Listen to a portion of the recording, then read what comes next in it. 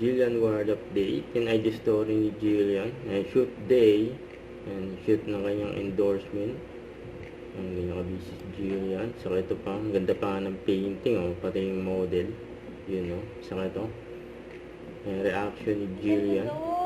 So may three kinds po siya. So glue yung ipin para hindi siya yung over sa pagkaputi na it looks fake. Hi guys! Hello everyone, I'm with Jillian and of course I'm with Dr. RFD and today I'd like Jillian to see finally the first ever in Southeast Asia and first in the Philippines, the most expensive and the most premium, most luxurious type of veneer ever created.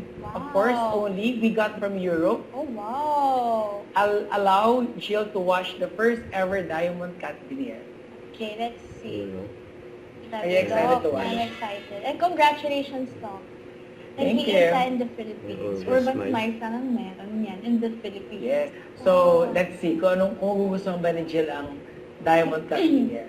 Tingnan natin kung papagawa ko din yun sa akin. Doc, baka naman. Yan ang Urban Smile. Wow! Mas mukha siyang natural po, no? Diamond. Ang ganda, Doc.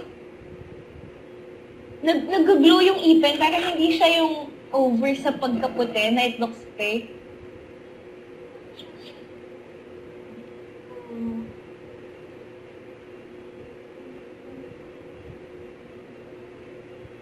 Wow, so ito pong yung type ng veneers na to, glossy siya. Yes.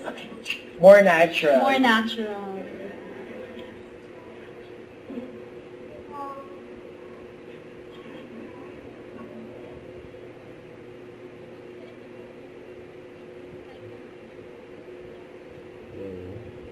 Ang ganda, Doc. So may three kinds po siya? Yes. We have lustre, orel, and nero. Ano po yung differences niya? Lahat sila cut like diamond. Cut like diamond sila lahat.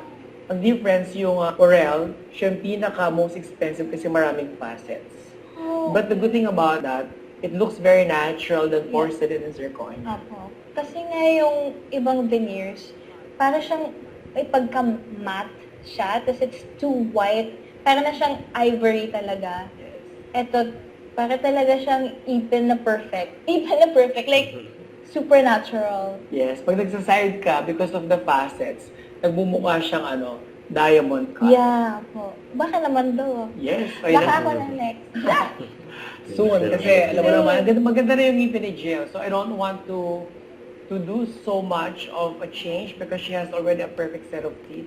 Maybe a little alignment will make it more beautiful, but siguro pag mga 8 years old ka na lang. Ang tagal sa loob. Basta yeah. But yeah, ganun siya. It's the first ever diamond cut veneer in the Philippines and in Asia. It's our Lumea collection. Wow. Only at Urban Smiles na Grabe. That's why I love Urban Smiles. Sobrang innovative. Sobrang iba po talaga yung Urban Smiles. Thank you. Hindi kayo nagsistop. Lagi kayo nag-discover ng mga bagong ways para maging perfect ang smile ng mga clients niyo. Yes, that's the most important thing. In whichever industry, you always have to keep on innovating. Love you, Doc. Yes. Guys, Ganda. clap for Doc. Let's give Doc a round of applause. Alright. Thank you. Happy day.